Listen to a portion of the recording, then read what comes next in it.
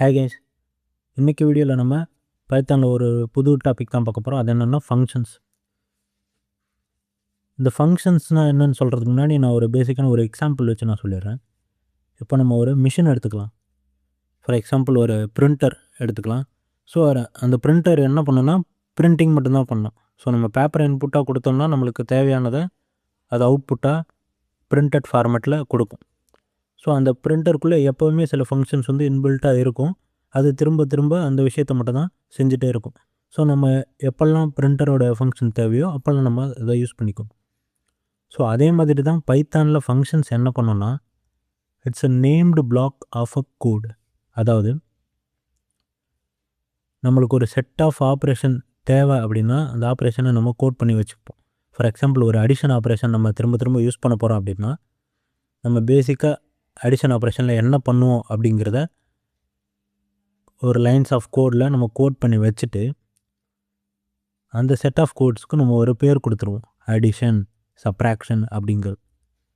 So நம்மளுக்கு எப்போல்லாம் அந்த அடிஷன் தேவையோ அப்போல்லாம் நம்ம அந்த ஃபங்க்ஷனை நம்ம யூஸ் பண்ணிப்போம். ஸோ இது எப்படி ஒர்க் ஆகும்னா, பேசிக்காக நம்ம ஒரு செட் ஆஃப் ப்ரோக்ராமை கொடுத்துருவோம். அந்த ப்ரோக்ராமுக்கு ஒரு பேர் வச்சுருவோம். நம்மளுக்கு எப்போல்லாம் தேவையோ அப்போ கூப்பிட்டு யூஸ் பண்ணிப்போம். ஸோ இதுதான் வந்து பைத்தானில் ஃபங்க்ஷன்ஸுடைய வேலை. ஸோ இது என்ன பண்ணோன்னா கோட் ரீயூசபிலிட்டி.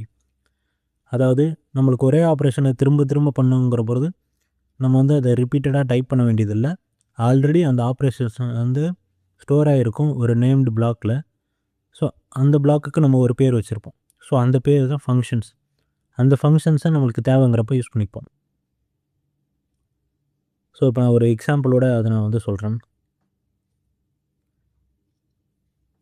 பைத்தானில் ஃபங்க்ஷன்ஸை டிஃபைன் பண்ணுறதுக்கு நம்ம டெஃப் கீவேர்டு யூஸ் பண்ணுவோம்.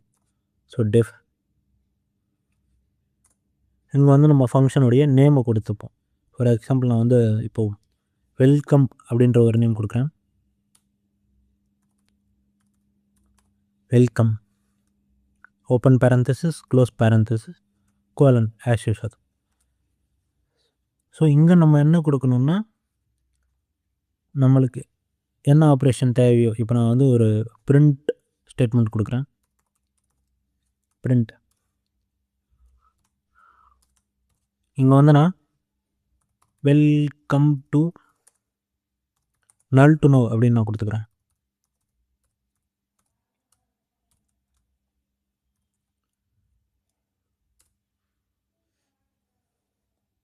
அப்புறம் பிரிண்ட் ஹாய்.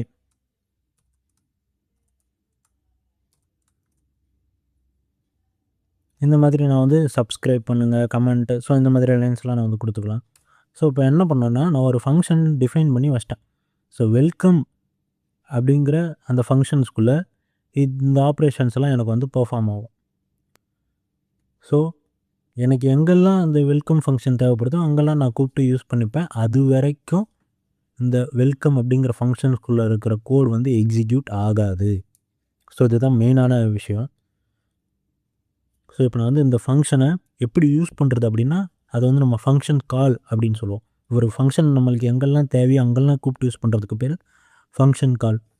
ஒரு ஃபங்க்ஷனை எப்படி கால் பண்ணலான்னா, அந்த ஃபங்க்ஷனுடைய name welcome and open parenthesis close parenthesis. So இப்படி தான் நம்ம ஒரு ஃபங்க்ஷனை கால் பண்ணுவோம். இப்போ நான் ரன் பண்ணுறேன்.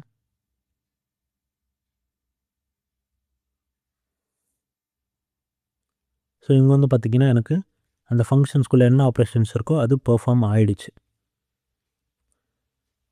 இதுவே நான் இந்த வெல்கம் அப்படிங்கிற ஃபங்க்ஷன்ஸ் கால் ஸ்டேட்மெண்ட் வந்து எடுத்துடுறேன். இப்போ எனக்கு என்ன ஆகுது பார்க்கலாம்.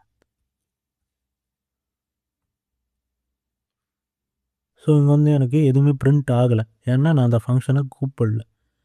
ஸோ நான் வந்து பேசிக்காக என்ன பண்ணுறேன்னா, ஒரு நேம் கொடுத்துட்றேன். அந்த நேமுக்குள்ளே ஒரு ஆப்ரேஷனை ஸ்டோர் பண்ணி வைக்கிறேன். எனக்கு எப்போல்லாம் அந்த ஆப்ரேஷன் தேவையோ அப்போ அந்த நேமை கொடுத்து நான் அந்த ஆப்ரேஷனை பெர்ஃபார்ம் பண்ண வச்சுக்கிறேன்.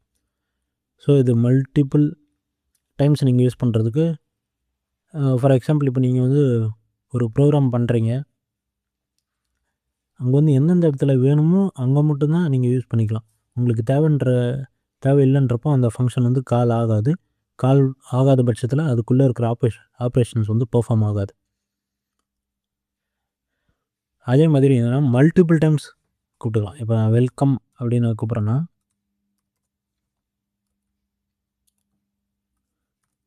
இது வந்து நான் மல்டிபிள் டைம்ஸ் கால் பண்ணிக்கலாம். ஒரு தடவை 2 தடவை இல்ல. மல்டிபிள் டைம்ஸ் நான் வந்து கால் பண்ணிக்கலாம். ஸோ நம்ம ப்ரோக்ராம் எழுதும்போது என்ன ஆகும்னா, அந்த வெல்கம் அப்படின்ற ஃபங்ஷன்ஸ்குள்ளே இந்த வேரியபிள்லாம் கிரியேட் ஆகிட்டா அதுக்குன்னு ஒரு மெமரி அட்ரஸ் வந்து அந்த அட்ரஸில் இந்த ஃபங்க்ஷன் வந்து ஸ்டோர் ஆகிருக்கும். ஆனால் நம்ம எப்போ கூப்பிட்றோமோ அப்போ மட்டும்தான் வந்து அது கால் ஆகும்.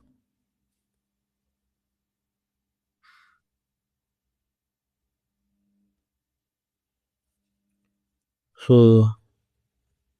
இதுதான் ஃபங்க்ஷனுடைய பேசிக் டெஃபினிஷன். Thank you.